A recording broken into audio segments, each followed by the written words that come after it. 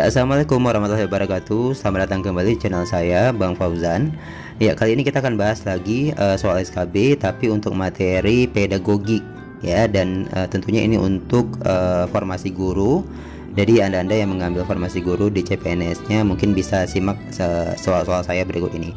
Tapi sebelumnya silahkan dulu di subscribe channel ini. Dan juga soal-soal ini saya ambil dari modul bahan pengayaan pedagogik umum oleh Kemendikbud yang memang sudah dikeluarkan tahun 2019. Oke, kita mulai soal pertama. Perencanaan pembelajaran yang menekankan pada proses keterlibatan peserta didik secara penuh untuk dapat menemukan materi yang dipelajari dan dihubungkan dengan situasi kehidupan sehari-hari, sehingga mendorong peserta didik dapat menerapkannya dalam kehidupan mereka. Pilihan strategi pembelajaran yang tepat yaitu A. Kooperatif, B. Inquiry, C. Problem solving, D. Discovery, atau E. Konstekstual.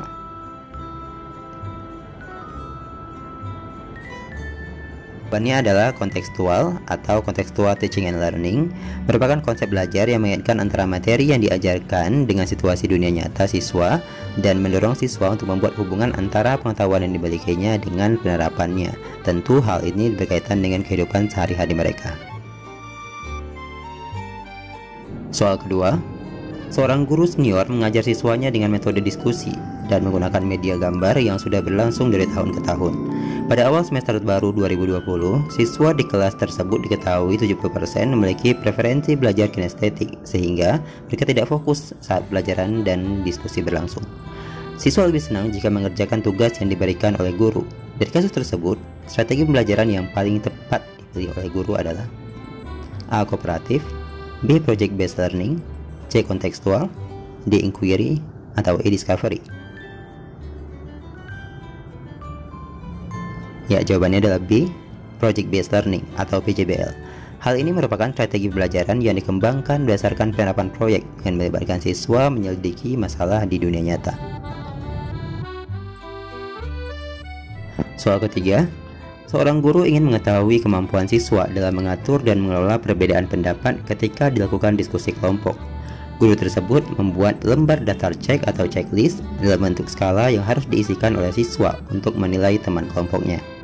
Jenis penilaian otentik holistik yang dapat dipilih oleh guru tersebut yaitu A. Penilaian kinerja, B. Penilaian proyek, C. Penilaian portofolio, D. Pertanyaan terbuka, atau E. Penilaian diri.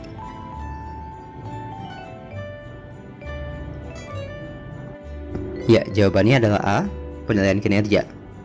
Sering disebut juga dengan performance assessment, merupakan bentuk penilaian yang digunakan untuk mengukur status kemampuan belajar peserta didik berdasarkan hasil kerja dari suatu tugas. Instrumen yang dapat digunakan untuk merekam hasil belajar pada penilaian kinerja ini antara lain daftar cek atau checklist, catatan anekdot atau narasi, dan skala penilaian atau rating scale. Soal keempat, jika guru memberikan penugasan kepada siswa yang bertujuan untuk mengukur kemampuan dalam menghasilkan karya tertentu dan dilakukan secara berkelompok, maka jenis penilaian otentik yang tepat adalah A. Penilaian kinerja, B. Penilaian portofolio, C. Penilaian proyek, D. Penilaian jurnal, atau E. Penilaian diri. Ya, jawabannya adalah C. Penilaian proyek atau project assessment. Adalah bentuk penilaian yang diwujudkan dalam bentuk pemberian tugas kepada peserta didik secara berkelompok. Dengan menggunakan penilaian proyek, pendidik dapat memperoleh informasi berkaitan dengan kemampuan peserta didik dalam hal pengetahuan, pemahaman, aplikasi, sintesis informasi atau data, sampai dengan pemaknaan atau penyimpulan. Soal kelima, pada rancangan pembelajaran terdapat contoh kompetensi dasar, yaitu mengidentifikasi jenis, sifat, dan fungsi bahan alam dari tanaman untuk produk karya seni rupa dan kriya. Maka, rumusan indikator yang bisa dikembangkan guru pada tingkat kognitif mencipta yang tepat adalah A.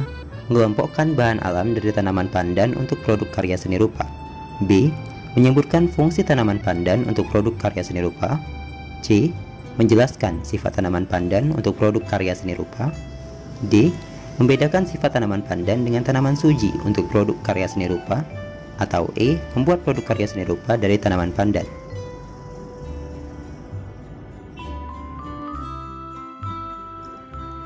Ya, jawabannya adalah E. Jadi soal di atas berkaitan dengan kompetensi perencanaan pembelajaran. Jadi apabila Anda ingin menjawab soal seperti ini, Anda harus paham dulu tingkatan kognitif dengan kata kerja operasionalnya. Kalau misalnya soal di atas kata kerja operasionalnya adalah mencipta. Jadi ya hal yang serupa dengan kata mencipta adalah membangun, membentuk, membuat, menampilkan, memperjelas, menemukan, atau menyusun. Soal ke-6. Saat merancang pembelajaran, seorang guru ingin menyederhanakan konsep atau prinsip atau sebuah hukum yang kompleks sehingga dapat memperjelas penyajian pesan secara tertulis. Media apa kira-kira yang paling tepat dipilih oleh guru tersebut? A. Bagan, B. APE atau alat permainan edukatif, C. Flip chart, D. Foto, atau E. Gambar. Ya, jawabannya adalah A. Seperti halnya media grafis yang lain, fungsi pokok dari sebuah bagan adalah menyajikan ide-ide atau konsep yang sulit disampaikan secara tulis dan dibuat secara lebih ringkas. Syarat sebuah bagan yang baik adalah dapat dimengerti oleh anak itu sendiri, dia juga harus sederhana dan lugas, dan paling penting adalah tidak rumit dan berbelit-belit. Contoh bagan yang sering kita temukan adalah bagan organisasi ataupun bagan alur siklus air. Soal ke-7. Seorang guru merancang evaluasi dengan mendasarkan pada indikator dan tujuan pembelajaran yang sudah ditentukan di RPP. Evaluasi tersebut dimaksudkan untuk menentukan hasil dan kemajuan belajar siswa. Jenis evaluasi yang tepat dipilih oleh guru tersebut adalah A. Evaluasi formatif, B. Evaluasi sumatif, C. Evaluasi selektif, D. Evaluasi diagnostik, atau E. Evaluasi penempatan. Ya, jawabannya adalah B. Evaluasi sumatif. Evaluasi sumatif adalah evaluasi yang dilakukan untuk menentukan hasil dan kemajuan belajar siswa. Soal ke-8. Pada saat menyusun perencanaan pembelajaran pokok materi tentang unggas, seorang guru merumuskan tujuan pembelajaran agar siswa dapat mendefinisikan hewan unggas, mengelompokkan dan membedakan jenis-jenis unggas. Adapun pilihan strategi pembelajaran untuk menjelaskan materi kepada siswa tersebut yaitu strategi pembelajaran edukatif. Berdasarkan tujuan dan strategi pembelajaran tersebut mencerminkan ragam pengetahuan yang berjenis A. Fakta, B. Prosedur, C. Keterampilan, D. Konsep, atau E. Prinsip.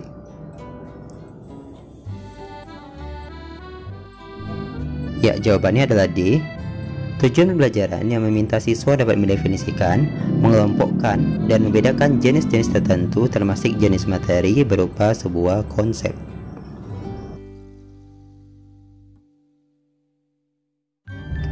Soal ke-9. Seorang guru mencari materi dan media dari internet saat menyusun rencana pembelajaran atau RPP. Materi dan media tersebut akan disampaikan pada proses pembelajaran dengan maksud agar siswa tidak mengalami kesulitan memahami pelajaran. Langkah yang harus dilakukan seorang guru saat memilih materi pelajaran adalah A. Mengidentifikasi aspek-aspek yang terdapat dalam kompetensi inti, kompetensi dasar, dan indikator. B. Menganalisis potensi peserta didik, relevansi dengan karakteristik daerah, dan struktur keilmuan. C. Menyesuaikan dengan tingkat pengembangan fisik, intelektual, emosional, sosial, dan spiritual peserta didik. D. Melihat kebermanfaatan bagi peserta didik, aktualitas, kedalaman, dan keleluasaan materi pembelajaran. E. Relevansi dengan kebutuhan peserta didik dan tuntutan lingkungan, alat dan sumber bahan, dan alokasi waktu. Ya, jawaban tepat adalah A. Langkah-langkah dalam memilih materi pelajaran. Yang pertama, mengidentifikasi aspek-aspek yang terdapat dalam kompetensi inti, kompetensi dasar, dan indikator. Yang kedua, mengidentifikasi jenis-jenis materi pelajaran. Yang ketiga, memilih materi pembelajaran yang sesuai atau relevan dengan kompetensi dasar dan indikator pencapaian. Yang terakhir, memilih sumber materi pelajaran. Soal ke-10. Pada sebuah rancangan pembelajaran atau RPP, tertulis contoh rumusan indikator kompetensi, yaitu menjelaskan kondisi operasi sistem dan komponen perangkat keras. Jika seorang pendidik akan menyusun tujuan pembelajaran, maka rumusan yang tepat adalah A. Setelah melaksanakan proses pembelajaran melalui praktik, siswa dapat menjelaskan kondisi operasi sistem dan komponen perangkat keras berupa komponen input, proses, dan output. B. Setelah melaksanakan proses pembelajaran dan menggali informasi melalui diskusi, siswa dapat menjelaskan kondisi operasi sistem dan komponen perangkat keras secara benar. C. Siswa dapat menjelaskan kondisi operasi sistem dan komponen perangkat keras berupa komponen input, proses, dan output secara benar. D.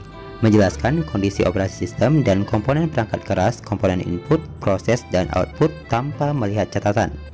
E. Setelah melaksanakan proses pembelajaran dan menggali informasi melalui diskusi, materi kondisi operasi akan segera dilaksanakan.